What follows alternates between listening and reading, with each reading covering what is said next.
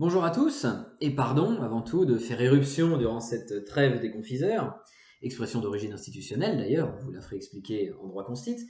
Toujours est-il que je n'ai pas résisté à l'envie de vous montrer ma cravate de Noël, ce qui est le motif officieux de cette vidéo.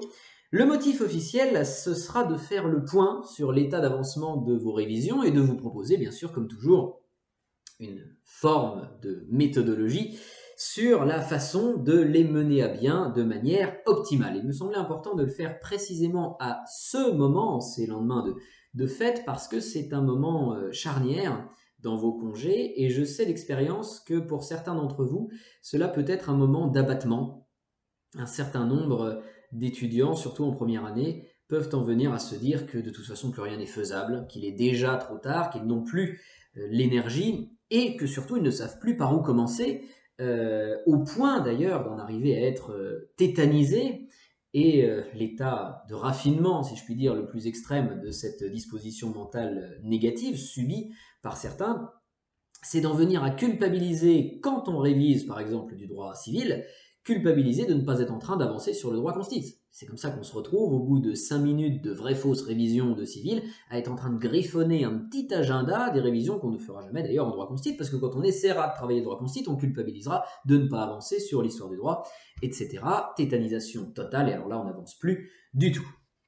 Donc, naturellement, il faut réussir à briser ce cercle et redevenir maître de ses propres facultés, parce que on peut, et ça je l'ai déjà ressenti quand j'étais à votre place, ce n'est pas si lointain, en venir à se dire mais c'est pas possible, je rétrograde, je n'arrive plus à retrouver ma capacité de concentration. J'ai commencé à relire il y a 3 minutes 35 et je m'aperçois que mon esprit m'échappe déjà, que je pense déjà à autre chose.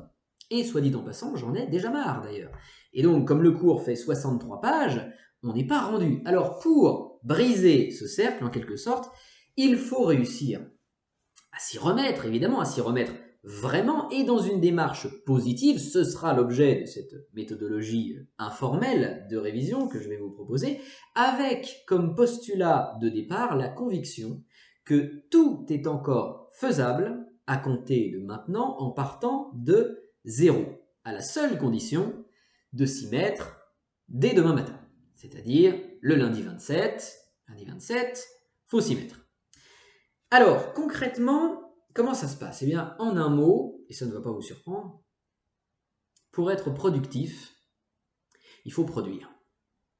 C'est-à-dire redevenir acteur de ses révisions et ne plus se contenter d'être passif devant la feuille à relire avec éventuellement le stabilo dans la main pour caresser les pages, parce que c'est précisément cette mollesse qui encourage votre esprit à décrocher par rapport à un travail qui n'est pas suffisamment accrocheur pour mobiliser toute son énergie. Alors, naturellement, produire en révision, cela signifie produire des fiches de synthèse, les fameuses fiches de synthèse que vous connaissez très bien.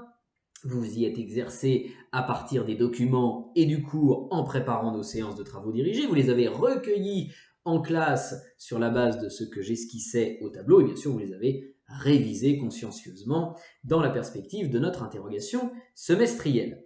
Et bien là précisément, il s'agit de faire exactement la même chose, cette fois-ci en vous concentrant sur le cours, puisqu'en histoire du droit, vous savez très bien que le programme du partiel tient exclusivement au cours d'histoire du droit dispensé en amphithéâtre par la voix du professeur Condette Marcom.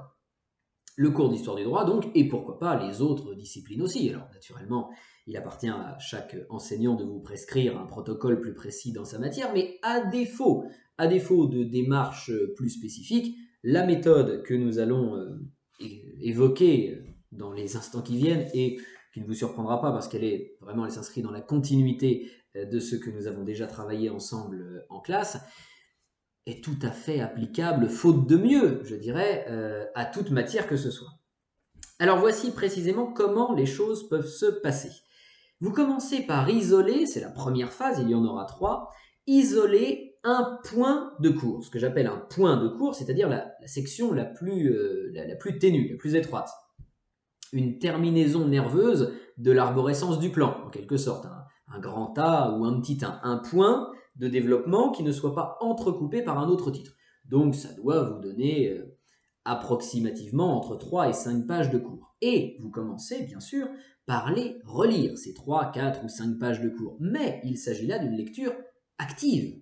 C'est-à-dire que vous relisez avec le stylo dans la main, avec une feuille blanche à disposition, et en partant en quête de tous les éléments substantiels de connaissance. Vous les guettez, vous les croisez, vous les relevez. Et petit à petit, vous voyez apparaître une liste, un recensement de faits historiques, de normes, d'auteurs, de personnages et de notions de droit. Alors à adapter bien sûr aux autres disciplines éventuellement, dans lesquelles vous aurez pourquoi pas des arrêts, des faits d'actualité, des données chiffrées, que sais-je, pourquoi pas des institutions aussi. Vous saurez repérer ce que sont les connaissances pures et dures, celles sur lesquelles tomberont les points dans les barèmes, puisque c'est bien de cela dont il est question. Donc vous vous en constituez en une dizaine de minutes, environ, il faut compter 2 minutes par page, un recensement où ces données se présentent tout simplement dans l'ordre dans lesquels elles se sont données à voir sous vos yeux. Voilà pour la première phase, une dizaine de minutes. À partir de là, cette liste, il s'agit de vous en saisir et surtout de pouvoir l'organiser. Comment? Eh bien tout simplement de la manière dont vous souhaiteriez voir apparaître les choses et les représenter au tableau si vous deviez en faire un exposé, si vous deviez communiquer sous la forme d'un schéma, sous la forme d'un tableau, colonne, ligne, sous la forme d'une frise chronologique ou de divers types de cartes mentales telles qu'on en a étudié en cours. On en verra d'autres illustrations naturellement au second semestre, mais je pense que vous en faites déjà une idée relativement précise. Il s'agit d'organiser visuellement les choses.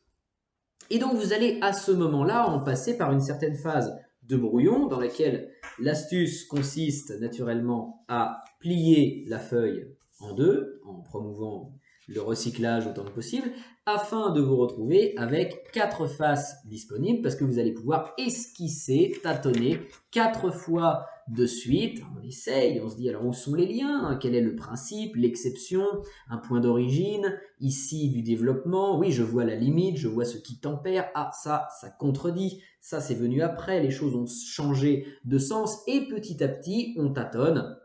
Il faut bien 4 essais et finalement on en vient à trouver quelque chose et à se dire oui là ça prend forme et je sens se dessiner une cohérence, je pourrais faire l'explication de manière fluide en suivant ces fils. Vous en avez pour 10 minutes, un quart d'heure, tout dépend du niveau de complexité de la chose. Et puis c'est aussi une phase qui doit vous permettre de vérifier, voire de polir et de compléter vos connaissances. Vous avez une date, vous n'en êtes pas tout à fait sûr, ça ne vous paraît pas tout à fait logique vis-à-vis de la période dont il est question, on vérifie sur Internet, on peut tout trouver. Hein.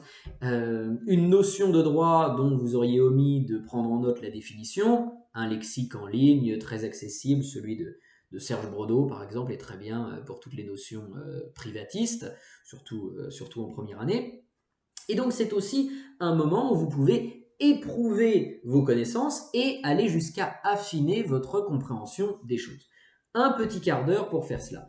Et enfin, troisième phase, après avoir passé 10 minutes en lecture active et 10 minutes, un quart d'heure en recherche d'harmonisation sur le papier, vous allez passer entre 5 et 10 minutes à remettre au propre ce qui sera le modèle définitif de votre fiche de synthèse. Cette fiche que vous n'oublierez pas parce que précisément vous l'aurez produite et donc vous serez capable de la reproduire et produire en était naturellement, et ça s'entend dans la sémantique, le préalable et vous n'aurez plus que la veille ou l'avant-veille de l'examen à relire cette fiche pour rafraîchir les choses dans votre mémoire, mais c'est un bagage tellement facile à mémoriser et sur lequel vous aurez tellement fait travailler votre esprit que chaque donnée retombera de manière très fluide et très naturelle dans sa case et vous serez capable sur votre composition ou avant cela sur le brouillon le jour de l'examen de refaire apparaître les points sur lesquels précisément le correcteur attend de vous noter. Et c'est un vrai travail, c'est aussi ce qui est satisfaisant quand vous voyez apparaître votre fiche de synthèse, et ce qui est encore plus satisfaisant, c'est que vous allez voir diminuer progressivement le tas de vos impressions papier de cours, tandis que la liasse des fiches de synthèse augmentera de son côté. Donc c'est un travail productif, c'est du concret, on va chercher la matière et on la transforme. En définitive, une quarantaine de minutes pour ces 3 phases afin d'avoir fiché aux environs de 5 pages. Et tous les matins, 9h30, midi et demi, avec 20 minutes de pause à 10h40, c'est syndical. Et donc vous aurez sur la matinée répété 4 fois l'opération de sorte à avoir fiché entre 15 et 20 pages sur la matinée pour conserver une hygiène de vacances l'après-midi. C'est-à-dire qu'un cours qui doit faire entre 50 et 60 pages doit vous prendre entre 3 et 4 jours. Ce qui signifie que c'est parfaitement faisable, parce que vous avez jusqu'au 10 janvier, et plus si affinité, parce que c'est la semaine du 10 janvier que vous attendent les partiels, mais tous les examens ne se tiennent pas le jour même du 10 janvier, donc vous allez grappiller quelques jours sur certaines matières, et puis il y a des cours qui sont nécessairement, et ce sera un mauvais jeu de mots, plus courts que d'autres, et puis des disciplines aussi dans lesquelles vous êtes plus avancé, parce que vous avez préparé vos galops d'essai, ou que sais-je, vos interrogations semestrielles coefficient 2, c'était pas fait sans le faire exprès. Donc, constituez-vous votre programme, votre calendrier, et vous en rendrez compte sur le papier, c'est parfaitement applicable pour l'histoire du droit en particulier. Ça peut être 2 matinées très efficaces.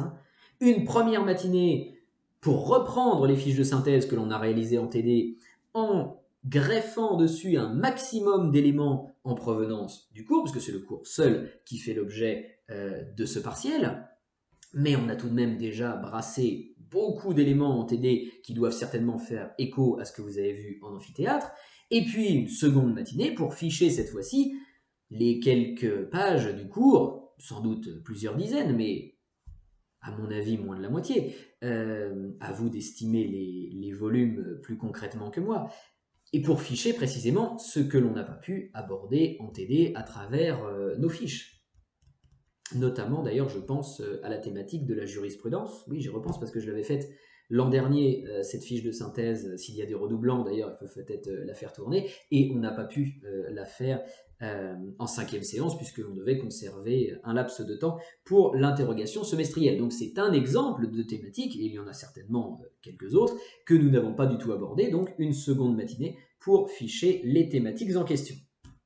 Toujours est-il que le programme est parfaitement raisonnable et tout à fait tenable d'ici vos échéances de la seconde semaine de janvier, la deuxième, parce qu'il y en aura 2 autres. Et je vais vous dire, il n'y a que la première matinée qui coûte. Je dirais même qu'il n'y a que la première heure qui coûte, en réalité. Il faut se faire violence. Au départ, il y a un effort à fournir, il faut sortir de sa torpeur, mais finalement, une fois que vous serez lancé, le fait de produire, d'être en train de faire naître votre œuvre et de sentir que vous avancez, vous n'aurez plus envie d'arrêter. Et vous sentirez que vous êtes en train de faire quelque chose d'utile, sans compter que vous allez faire l'admiration de la famille. Alors là, quand vos parents vont vous voir à 9h30 à votre bureau en train de ficher de l'histoire du droit, vous êtes l'étoile au sommet du sapin. Et sans compter aussi que vous profiterez mieux du reste de la journée en ayant fait cela, parce que vous allez remplacer un éventuel sentiment de culpabilité par le sentiment ô combien plus confortable du devoir accompli, et parce que paradoxalement, on est toujours moins fatigué quand on travaille. Donc, le film de Noël de 17h aura une toute autre saveur. On se retrouve à la rentrée avec l'envie d'en découdre, de vous prouver ce dont vous êtes capable, et avec, je l'espère, beaucoup de bagages et surtout savamment organisés sur lesquels vous pourrez vous appuyer. Comme disent les hiboux, c'est tout le mal que je vous souhaite. Oui, c'était ma vanne de Noël. Et oui, je sais bien. C'est cadeau. Bon courage à tous. Merci de votre indulgence. Et à bientôt. Joyeuses fêtes.